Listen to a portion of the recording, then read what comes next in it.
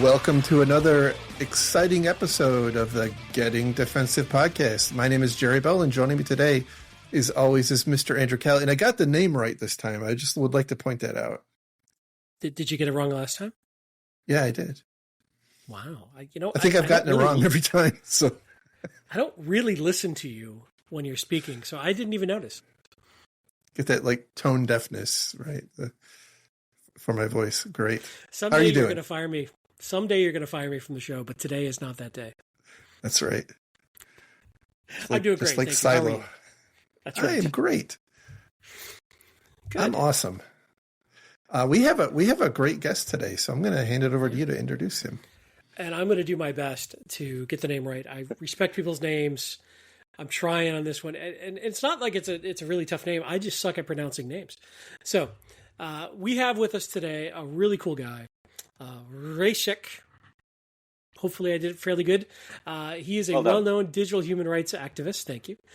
Information security professional, sysadmin. Currently based in Reykjavik, Iceland, which I'm very jealous of. We were talking about that before the show. He dabbles in policy every now and again. He worked at OCCRP during the Panama Papers, which is a fascinating story he was telling us a little bit about. He also helped manage the .is TLD, which is the top-level domain for Iceland, which is kind of cool, I think, and now works as a senior operations engineer for Quad 9, which obviously we're not going to play too much in that space because, like you, we have NDAs and such that we sign, but welcome to the show, and did I miss anything important or get anything wrong? No, I think that's basically it. Thank you very much, and you nailed the pronunciation. Well done. You know what? It's not an easy name to pronounce. It's a cool name. I like it. I just want to get it right. So welcome to the show. You've had some interesting experiences that I think a lot of people who listen to the show are probably very familiar with Panama Papers.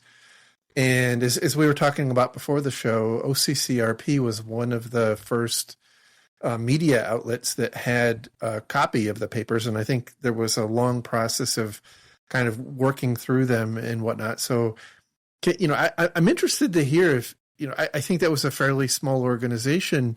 What sorts of unique challenges from a, in information security perspective did you face, and how did you approach that? Well, so first of all, yes, as you said, this OCCRP back then was a tiny organization. It had about maybe 20 people on staff, probably a little bit fewer, but a bunch of member centers. So independent media organizations, local media organizations in other places that cooperated closely, and some reporting was coordinated by OCCRP, right? That was the model. And so one challenge was this is not a singular entity. This is a bunch of entities working together. And how do you come up with policies that work for everyone? How do you come up with any kind of policy that you can enforce in any way? Another challenge, and that's going to be familiar to anyone working in InfoSec, resources, right? How do you get the resources that you need to secure the organization as much as possible, right? And when you're a tiny organization working on a shoestring budget, if you're tiny like media organization working on a shoestring budget, that is a whole different level of difficult, right? And another challenge obviously was that this was a tiny organization that was dealing with pretty serious threats, right? The stuff that was in Panama Papers was touching people pretty high up. So there were serious threats that we had to consider and somehow have some response to, some kind of response to. Yeah. For those who don't know, just Jerry or whomever, a quick recap of what was in the Panama Papers, because this went very worldwide, very fast, right? And so it was of intense interest. Right. So It was a leak of almost 3 terabytes of data, 3 terabytes of documents from a Panamanian company called Mossack Fonseca. And that company was focusing on setting things up for people who want to hide the money, basically, right? It was a legal company that was doing business with people who were not interested in other people, tax authorities, etc., knowing where their money is and how much of it there is and what it's doing at any particular time, right? And so that was obviously an extremely sensitive and extremely useful cache of data, right? Because if you have this kind of data, you can show this person actually owns this company, right? This politician actually put their money in a tax haven while arguing for less taxes or more taxes or something like that, right? That's both extremely politically charged and also extremely important for the public to know, right? Like money equals power, and you have to know how the power flows and where, right? At the same time, a lot of data, a lot of information in this cache was related to completely innocent people who just wanted to have some privacy, right? If you're a moderately wealthy person who might be, for one reason or another, susceptible to any kind of stalking, right? Any kind of unwanted attention that you really don't have to deal with because you're not a politician. You don't have this kind of elevated place in a society, right, where you actually have power. Then this kind of hiding of assets might not necessarily be as bad as in the case of an actually politically exposed person. So there were decisions that needed to be made by the journalists whom to write about and whom not to write about, right? That's one of the reasons why this was brought by the whistleblower to a journalistic organization and not just dumped online, right? Wow. And and another important thing is I think this was the first such large leak of financial data, strictly related to how money flows, where assets are hidden, and who controls them, right? And this kind of started a chain of other smaller leaks and moved focus or moved this topic into the spotlight a bit, which has ripples until today, right? Yeah. So I imagine that made some pretty powerful enemies pretty fast. Yeah, I would imagine so too, right? Nobody ever walked up to me and say, "You're my enemy now," right? But yeah, we've had to deal with some things while I was there. Yeah. Were there lots of attempts, or maybe not even lots, but were there significant attempts to steal the raw data from you? No, because we never really have, like, OCCRP as an organization never really had the raw data directly, right? There was another organization that got the leak and then provided access to the leak. So we had some data whenever the journalists actually pulled the data off of the system to work on it locally, right? But we never had the full cache. I think that's the case until today, right? I don't know. But while I was there, I don't think we ever had the full cache of Panama Papers data. And I mean, that worked out, right? That took a lot of heat away from us, which I was fine with, right? But yeah. Interesting. So another one of your bits of background is running or helping to run the ISTLD.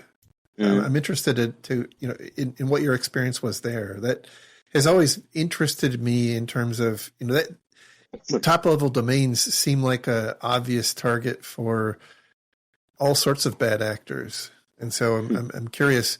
Obviously there's probably limitations on what you can talk about, but what was your experience with that? Was it really, were you being pursued by highly sophisticated actors or not? I don't remember ever noticing any specific attacks that struck me as highly sophisticated at .is, but that doesn't mean that there were none, right? Obviously, you only know about things that you can observe, and you cannot observe everything. But the experience of working at .is, I remember, was very interesting because this was the first time for a very long time for me when I was the junior, and for very good reasons. Right? That was a very highly technically skilled, it still exists, right? A very highly technically skilled organization, and that was very interesting. And also a tiny organization that had a lot of resources, which was in a way opposite to OCCRP, right? And there was night and day kind of a switch. And also, it wasn't an organization that was as clearly pursued directly by highly resourced, highly sophisticated threat actors, right? What we mostly had to deal with there, like what I mostly had to deal with there, is implementing NIS directive and like going through all the bureaucratic motions on that side, and then also reacting to standard domain abuse stuff, and designing the DNSSEC signer system for the .is, which was also a lot of fun and extremely scary.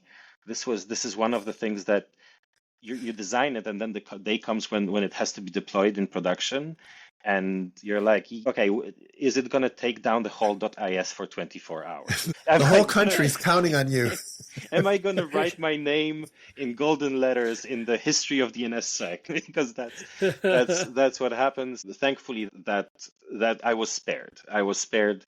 And that transition from the old signers to the new signers went smoothly, and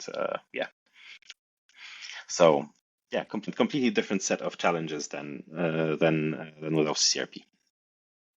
Yeah, I'd love to hear about some of those challenges if you can share them when you're at OCCRP. Sure. Like, so we don't want to get you in trouble, but whatever is shareable, we'd love to hear about. I think if I get in trouble, it's all my own fault. So don't worry about that. But I think.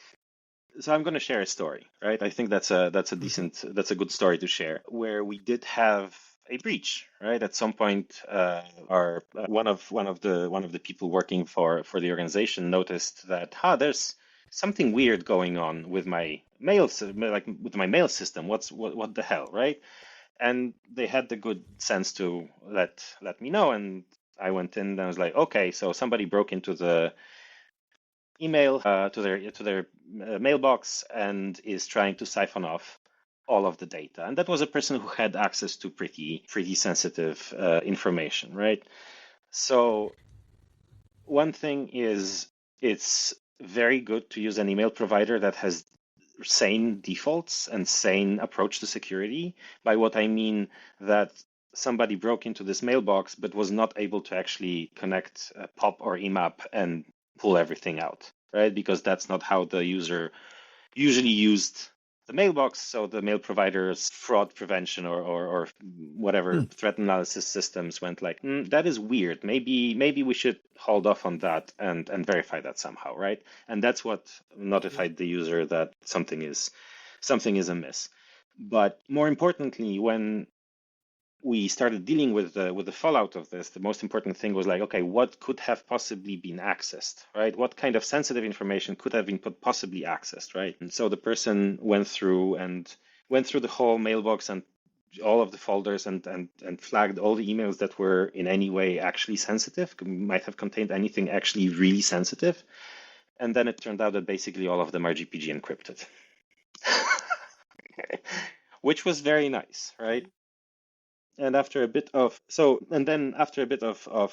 poking around and figuring out what exactly happened, we were able to piece together that some other organization that we were loosely working with had a full-on breach, complete data stolen, siphoned off-site, and a pretty massive thing.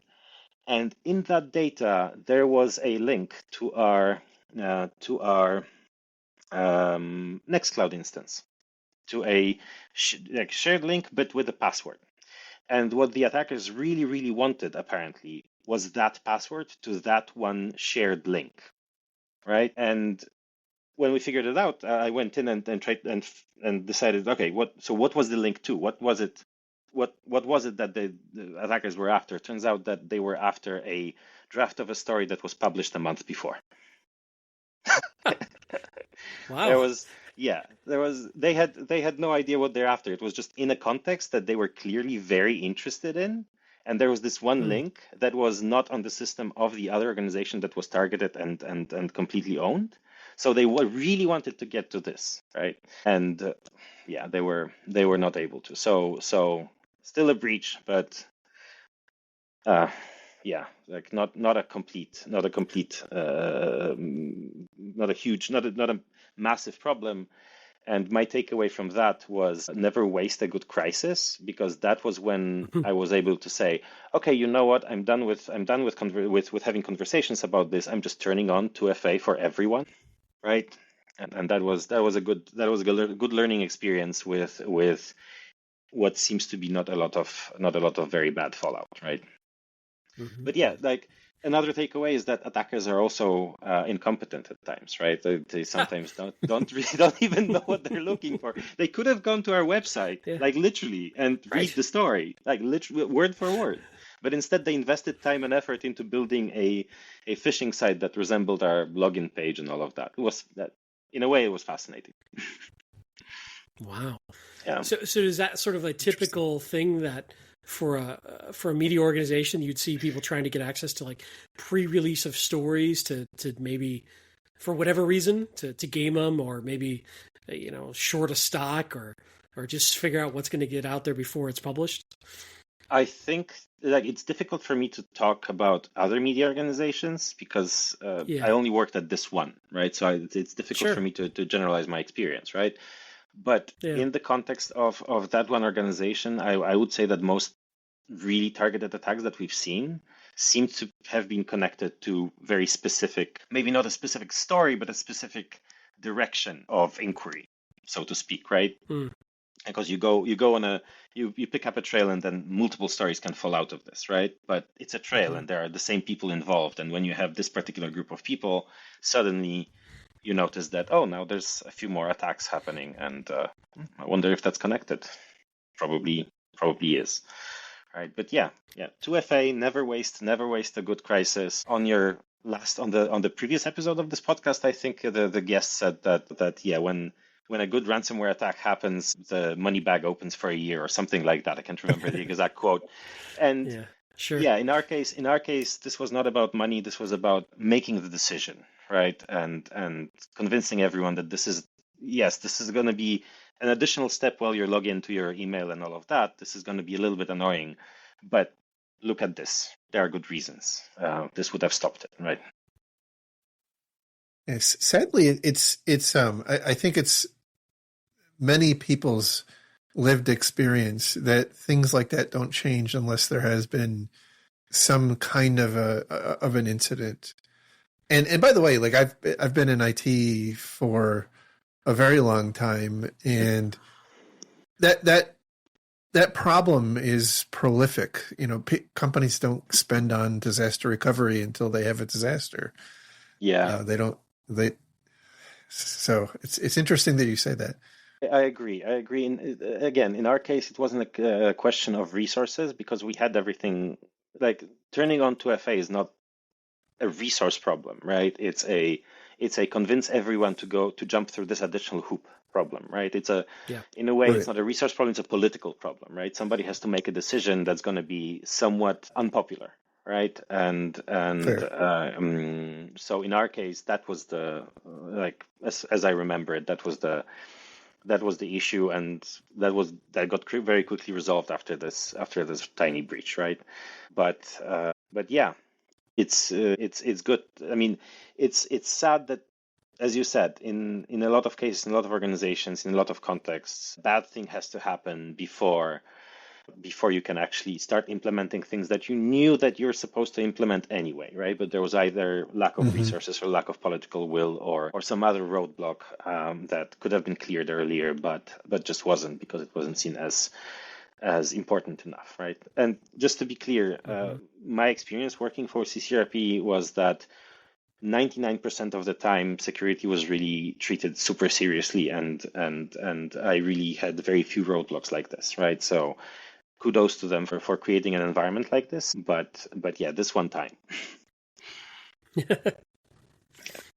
Yeah, it makes sense. Like everything's a cost, right? That's Yeah. a friction or a cost to a user, right? So, and business is about trying to manage their costs and spend Absolutely. their resources the right way. So I get it. It's just it's a bit of a shame that we can't, as a business or an organization, learn from other people first, where we don't have to go through the same relearning pain of having to touch that hot stove ourselves versus learning from somebody else's experience. But it seems to be the case pretty often. I think that's where regulations.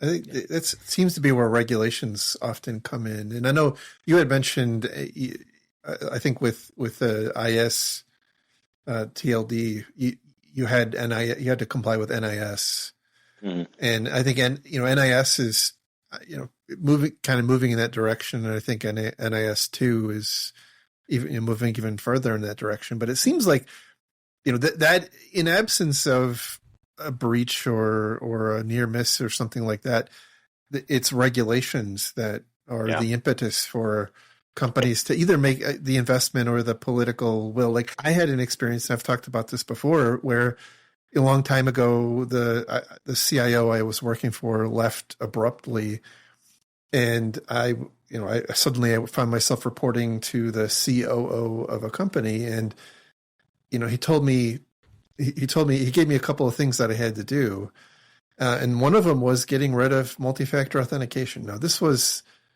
20 years ago, right? So it was a while ago, but that wasn't a cost thing. That was a complete political, that it was all politics. And I think it's important to not underplay the significance of politics in our jobs. Yeah, I strongly agree.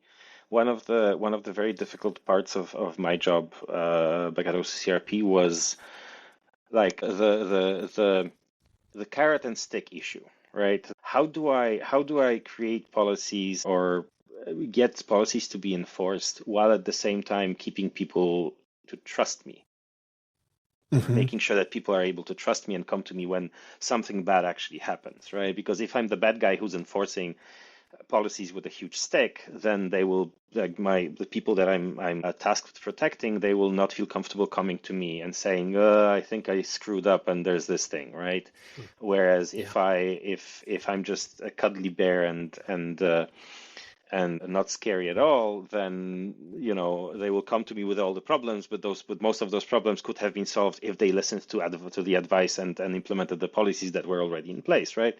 So it's a very difficult balancing act, and obviously the management is always extremely important here, like the top level management, right? Which thankfully in this regard, OCCRP was doing pretty well. I cannot say that there's a lot to be complained about in this regard, right?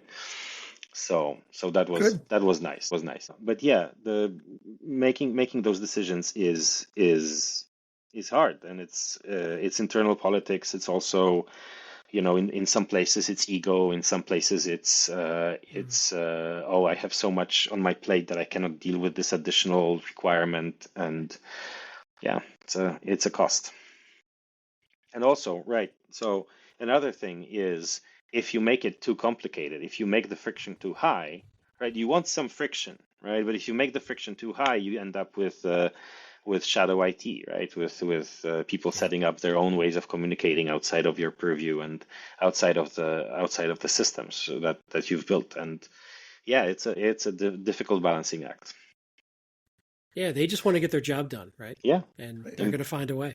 Nobody can blame them, right? Nobody can blame them, right? So, yeah. I remember a presentation at a conference. I think you may have been there, Andy.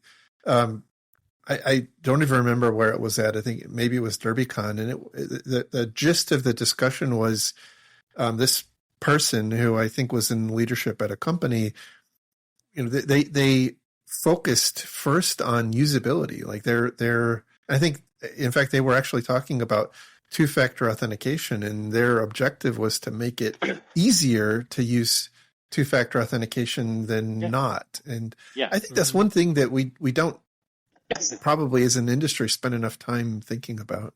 Absolutely, absolutely. One of the best decisions that I've made while at OCCRP was to deploy an SSO, because that meant Yeah. that at the same time I get better control of who has access to what, like in a single place, and at the same time it's way easier for people to log into things, because now they only have one set of credentials, right? And then either they have access or not. If they don't have access to the thing, they call me and I fix it. Super easy, right? And thanks to that, I could trade this, like I could trade them, right? And say, look, the login to everything is now a single page and it's super easy. One set of credentials. Most of the time, you're like, since you're using it so much, most of the time you're going to be logged in anyway. So easy, right? But there's going to be 2FA on this. Right. So we're going to trade. We're going to have a trade, right? And you're going to like it and I'm going to like it and it's going to be great. And it was one of the best decisions that I've made there. So yeah, absolutely. And if you find this kind of a wonderful trade, wonderful balance that you can strike, on the one hand, you're simplifying your user's life, and on the other hand, you're making stuff more secure. That's such a win. That's such a win. It's not easy to find, but it's very well worth looking for. So I'm curious too. Like, so you're working here, you're doing your security stuff. It's a typical media organization, and suddenly this super hot button topic shows up. Mm. And did you have any warning that this was going to be as controversial as it was, or did this just go viral and all of your alarms start lighting up? So I had no idea. I'm working on Panama Papers, or that the Panama Papers is a thing. I didn't know that we're publishing anything extremely big until it got published. Right. Wow. So I was hired into the organization. I wasn't the CTO, right? I was working for the CTO, and the CTO had this information, and he tasked me with some things like infrastructure and helping with information security, right? At the run up to the Panama Papers, but he was not allowed to tell me that this is what we're working on. Right. Wow. So I was given a set of like, okay, you're like, we need infrastructure to be able to do this, and we need, this level of security and da da da da da. I'm like, okay, it's a media organization doing investigative journalism, writes about, pretty well known, dangerous sounding names from different places. It makes sense, right? We want to make this secure and we want to make this resilient, right? So we worked on that, and then finally the date comes, which I didn't know that there's a date, and stuff gets published. I'm like, oh, that makes all of the sense now. So without getting into anything too sensitive, was what your CTO asked for appropriate to the risk, or were you like, whoa, we should have done so much more? No, I think it was appropriate. I think it was fine. I think we did the right. Like, I think we took the he's a very smart guy and knows what he's doing. That's good. Oh, he's also open to dialogue and input and all of that. So we were able to find the path that like, of course the website crashed when we published, because that's how things go, right? But my takeaway from that is, if your website is down and you're in the business of publishing things, it's probably not a DDoS. You probably just published something popular, right? And you need to look into your caching or whatever, right? So yeah. But yeah, that was definitely an interesting experience. But yeah, like I feel like we've done a decent job, maybe not perfect, but a decent enough, and stuff got published, and yeah. Was there a lot of attempts to sort of like DDoS it and take it down that you're aware of? Yes, not necessarily during Panama Papers, because I think the way I remember, I don't have the stats in front of me right now, right? But the way I remember it, everybody in the organization was asking, like, are we being DDoS? And every time I looked into that, it's like, no, this is just organic traffic. This is just organic traffic that happens to be 2 orders of magnitude higher than our regular traffic. But there's a good reason for that, right? The government of Iceland just fell because of what we published. So maybe there's some interest. I don't know. Maybe we published something big. So the government of Iceland fell. Now you live in Iceland. Are you trying to take over the government? Is that the plan? I can neither confirm nor deny. No, I'm not trying to take over government. No. I don't have the capacity to play that kind of a long game. Like I have a problem with planning for a month ahead, much less a decade ahead. So yeah. But that's what the supervillain would say. Thank you for putting me on the spot here. You heard it here first. He's trying to take over. Anyway. You have to understand, Iceland is a pretty small country. I might not be able to leave the building. Oh, no. Okay. This is a joke. I have a bad sense of humor. I'm sorry. It's fine. It's fine. Back to you, Jerry. So I know one of the projects that you are involved in is Resilient.is or LibResilient. I'm curious, what brought you to get involved in that project. I know that from our interactions on the Fediverse that you are very concerned with the concepts of centralization, and I think that in general the industry regulators in particular are becoming kind of hyper aware of this idea of risk centralization and people putting all of their eggs in different certain specific providers' baskets, and that was something that I wrestled with a lot as a CISO in my former role. When you look at providers that your own supply chain, in addition to how your customers are looking at you, they're becoming increasingly concerned with this concentration risk where if you lose AWS or you lose Cloudflare or you lose somebody like that, your entire business is at risk. So I'm curious, what drove you to this, and what is it, and how does it benefit us? So as a large part of my job at OCCRP was making sure that our website is live and kicking, and that the websites of our member centers are live and kicking. And that meant maintaining, say, hosting 25 websites, basically, right? And some of those websites were on a regular basis publishing something popular enough to be a problem. Some of those websites were quite often under DDoS, because that's just how things work in this particular neck of woods, let's call it. And some of those websites kept being censored one way or another by the powers that are in that particular country or that particular region, right? That was that where they're based or where they write about, right? And I never found a good solution to this, because the solutions that existed at the time, and we're talking about 10 years ago to 5 years ago, roughly, right? Those solutions mostly were either, you're self-hosting and good luck. And if you know how to set up micro-caching, you might survive to some extent, right? Mm-hmm. Or at some point you go with a large front like Cloudflare or Google Shield or anything like that. Fun fact, when we looked at Google Shield at that time, it didn't even support HTTPS yet. Like that's how long ago that was.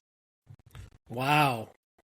Let's Encrypt, I think, was 1 or 2 years old at the time. It was amazing. So I was fortunate enough that I had the capacity to roll out a small CDN of sorts, right? To have a bunch of edge nodes and some micro caching and kind of be able to do our own front for our stuff.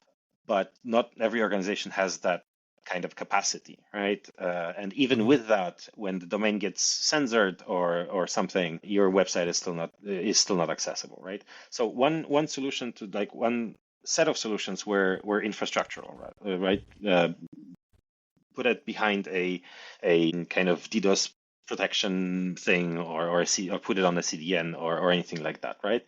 The other set of solutions is convince your users, convince people who are visiting your website to install Tor browser or install this and that extension in the browser or use this particular app on the phone. Or one thing that was very big at the time was, every media organization should have their own app and the app should do censorship.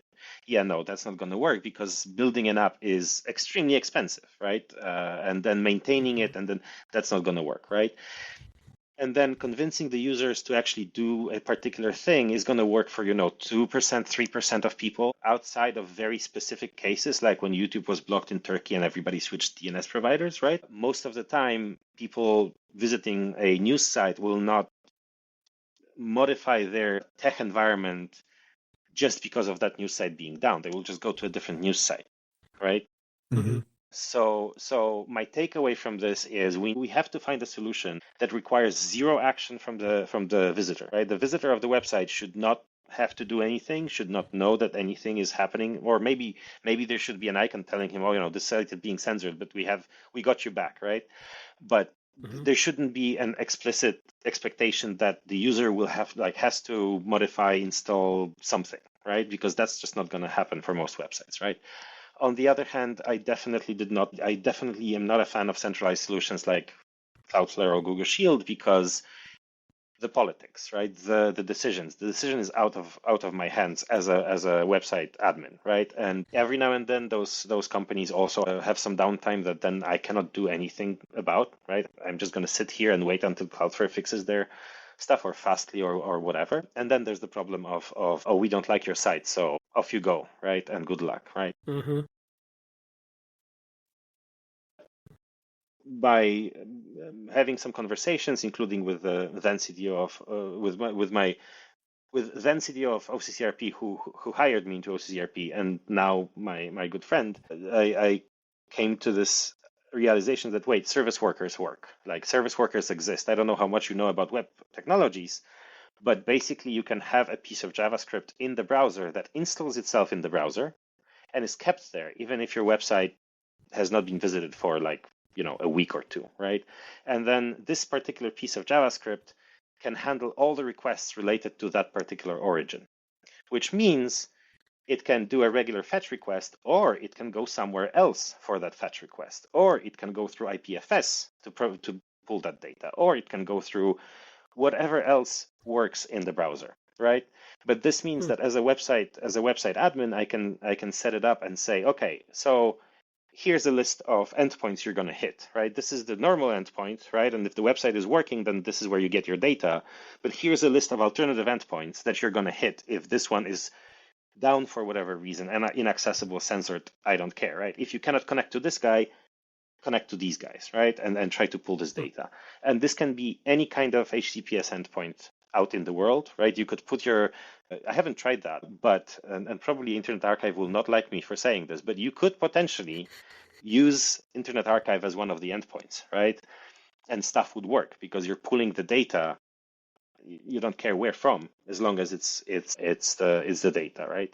And from the user's perspective, once you visit this site once, the service worker gets installed, it's working, and you don't even notice that that's something that be censored or not. Perhaps it's working a little bit slower, right? So that's the basic idea, and then based on that, you can do all sorts of crazy stuff like, well, now you can, since the service worker is handling all the requests, why not have service worker verify signatures on the data that is returned? Now you don't have to trust your endpoints. Now you can build a CDN with other organizations like you without having to trust them with your life about the website, right? Because you push out a signed content, and if the endpoint returns a signed content, you don't care which endpoint, and if the signature matches, you're good, right? So that would be the dream. That would be the dream, to create a kind of a decentralized CDN like that. But we'll see. That's really cool. Yeah. I mean, I'm just thinking out loud that some folks who are super paranoid to be like, I don't want a JavaScript worker sitting in my browser, Sure. but I'm wondering how many how few people actually would care. But have you had that conversation, or how have people reacted who are super paranoid about that? I have had this conversation with my strongest critic, which is myself. I am Sure. anyone who knows me knows that I am not a huge fan of JavaScript. In fact, I hate the thing with the Perfect. power of 1,000 suns. Like you will not find any JavaScript on my blog. There's none, not a single line, right? But this is a trade-off. We were talking about trade-offs before. This is a trade-off. This is a choice, right? And Sure. on the other hand, the intersection, like the intersection of the set of users who refuse to run JavaScript and the set of users that are okay with installing Tor is basically the same set, right? So if you have if you're a media organization, I would say you need a multi-pronged approach, right? Maybe deploy LibResilient, and this will help you solve the problem, or mostly solve the problem for most of your regular visitors. And then for those who do not want to run JavaScript, tell them to install Tor. By all means, have a Tor Onion site. Every media organization should have a Tor Onion site. Why not, right? Zip your content and create a zip and just publish it on torrents. I've been doing that. It's not that difficult, right? If you have a static site, just zip it up together. Make sure that links are relative so that you can unzip it and just browse it from a browser locally and put it on the torrent. Boom, you have a way of distributing this through torrents and through SneakerNet if you need to, right? So there are many ways that this can be, like, content could be distributed, and I feel like we're not doing a good job as people who manage websites. We're not doing a very good job at finding different weird ways of making content accessible to people, right? So it's a fascinating approach, and I know, from my experience with with running infosec.exchange, which is not the largest website in the world, but pretty significant. Accessibility, and user experience across the world is very challenging without a CDN, and so that's it's a really interesting approach. I think that's pretty cool. Yeah. How much of that is how much of that is live today? Like, how far down this path towards this distributed CDN are you? There's a demo site for LibResilient, right? It's been the code is in beta. I would love someone to test it out on a live site, on a production site, right? It took a while to get here, and it took a while to create the documentation. It's not an obvious concept, right? It's difficult to convince people that this is one of the ways you could make your website more available, right? More resilient to problems, right? But and from the perspective of a website admin, right? If you're hosting a website like this, you're managing a website like this, you might not want to play with untested technology. You might feel like, ooh, do I really want? I don't know, right? It's a bunch of JavaScript. I don't know what it does, and all of that, right? And so it's kind of difficult to get over this hump of like get it in production somewhere and test it out and see what happens. I know that the approach is valid because I know of at least one other project that has a somewhat similar approach, like simpler and without all the signing and without all the larger CDN idea, but the service worker that pulls from a other endpoint than your origin site is a tried and tested technique that's been used in the field to combat censorship, and it works, right? So yeah, it's there for the taking. Yeah, it's a really cool idea. I really hadn't spent much time thinking about this problem or spent much exposure to it, and it's a really intriguing problem set. It's super weird also when you're on the running website a website side, like if you're running a website that gets randomly censored or DDoSed, right? I remember a case where a website that I was helping with was behind Cloudflare and was censored, and I was like, wait, hold on, how? What? How? And it turns out that the main server, the backend server, was in the country that was censoring it. So the censorship wasn't hitting after, like between the user and Cloudflare, it was literally blocking Cloudflare from reaching the backend server, right? Because you still have client hello and clear text server name indication, right? Which is another reason why I'm not a huge fan of the encrypted client hello thing, but that's a whole different topic. Yeah. Interesting. So, yeah, I'm my mind is still spinning on the ideas. I guess it's I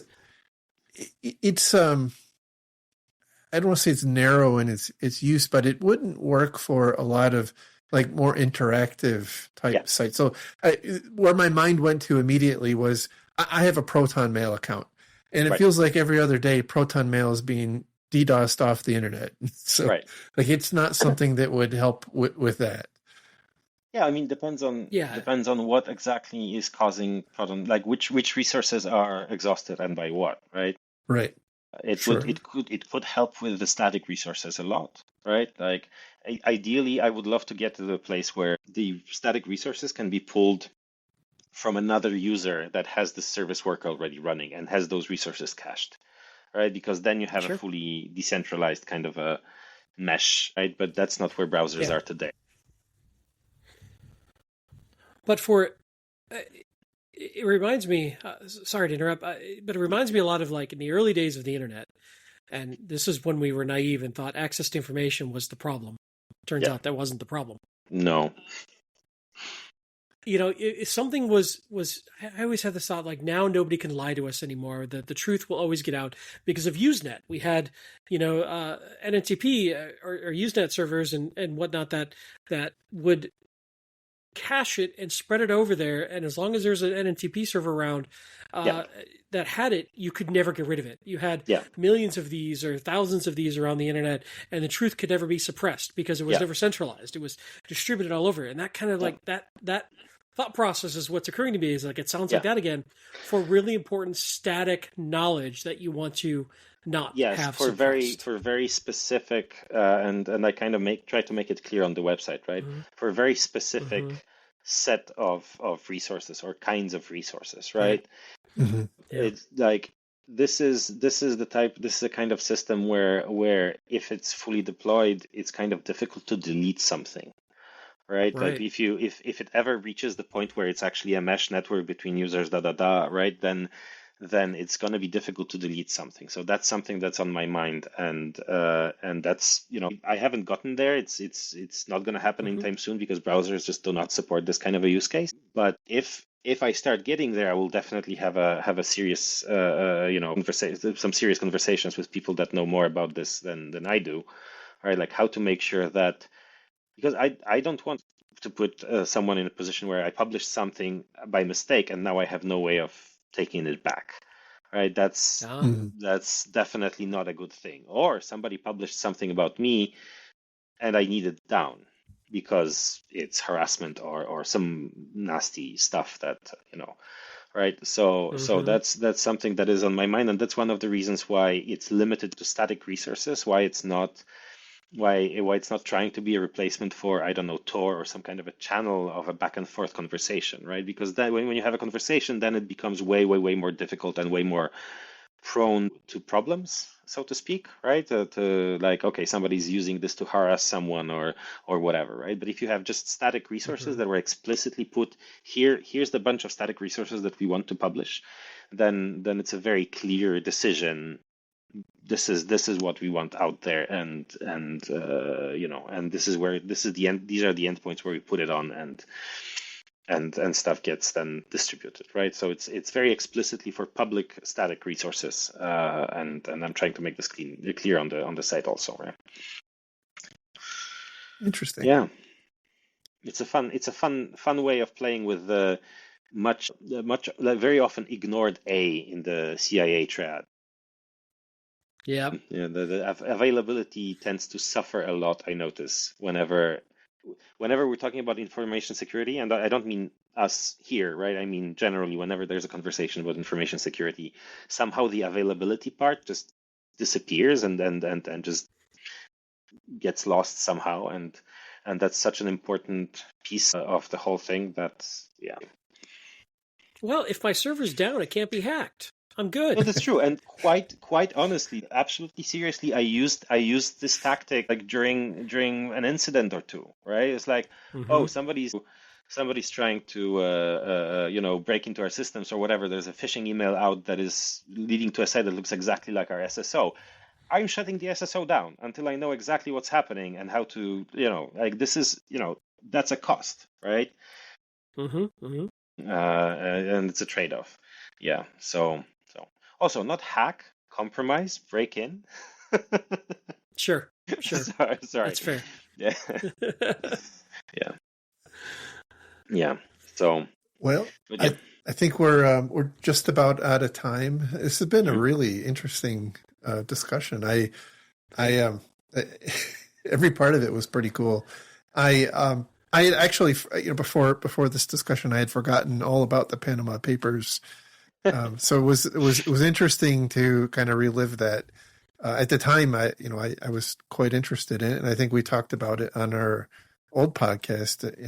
This was what 10 plus years ago. Almost. No. It was 2016. So almost 10 years. Okay. 2016. So it's going to be 10 years. I have this really weird perception of time right now. Yeah. The pandemic kind of made all things weird on the timeline, but yeah, it's almost 10 years. So interesting. There's that. Well, now Jerry's hiding all of his money in his orchids. So that's true. I don't want to know that. You can see them back orchids. here. Yes. Okay. Yeah. Okay. That makes more sense. Yes. Yeah. My cool. flowers. Yes. Well, we want to be respectful of your time. This has been an amazing conversation. Yeah, thank if you. If people wanted to find out more about you, how would they? What's the best way to find out more about your project or other stuff? They can go to Resilient.is to learn about the project that we talked about, or they can go to my blog, which is nice. Which is a pretty awesome domain name, by the way. Which will go away soon.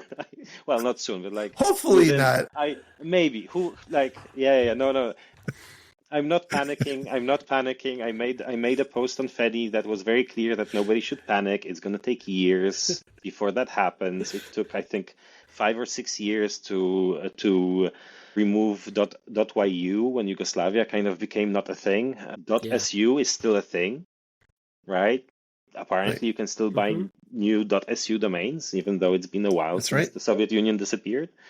So I'm not panicking, but there are other good reasons to move off of .io, and I was not aware of those when I bought it, and then I kind of built a thing around it, and it's difficult. So maybe this is the kick in the butt to actually fix it. There's about 5,000 startups out there that are panicking right now because their entire company name is something.io. Startups, Docker.io. Yeah, fair. Oh, yeah. Just imagine all of the infrastructure. Just imagine all of the infrastructure that would just stop infrastructuring. Oh my God! That's going to be amazing. Wait, this is where I should do the. This is fine. Right. Yes, I should have some fire in the background or something. Like this is fine. This is yeah. That's a crazy point. It's going to be great. That's going to be like a Y2K thing all over again. Everybody scrambled to fix everything. Yeah. Isn't Quay also the .io? Quay is the alternative to Docker. Yep, and then GitHub.io is a. It's beautiful. It's just there's so much critical infrastructure running on .io. It's going to be amazing to watch it get unraveled. Yeah. This is going to be a thing to behold. So maybe .io removal party in Iceland in 5 years. I love that idea. Yeah, I'm there for that idea. Let's do it. There you go. Yeah. All right. Thank you again. It's been a great discussion. We'll leave links to Resilient. Is there anywhere else that you'd like to direct people to learn more about you? No, I think the blog and the Resilient.is site is plenty. Cool. Yeah. All right. Well, you can find you'll be able to find this a link to this episode and all the links on our website at gettingdefensive.com, which hopefully won't go away anytime soon. I'm going to go get the IO domain for us too. Yeah. Yeah. Anyway, thank you again, everybody. Right. That's true. This domain is currently endangered. We're breeding this domain in captivity. Oh man, we need a zoo of endangered domains. All right, I've got a new project. I'm working on it. Yep. Zoo. All right, we're trying to wrap up. I know we're trying to wrap up. Thank you so much, guys. Thank you very much. It was a pleasure. It was an absolute pleasure. All right. Take care, everybody. Until next time. Bye-bye. Bye.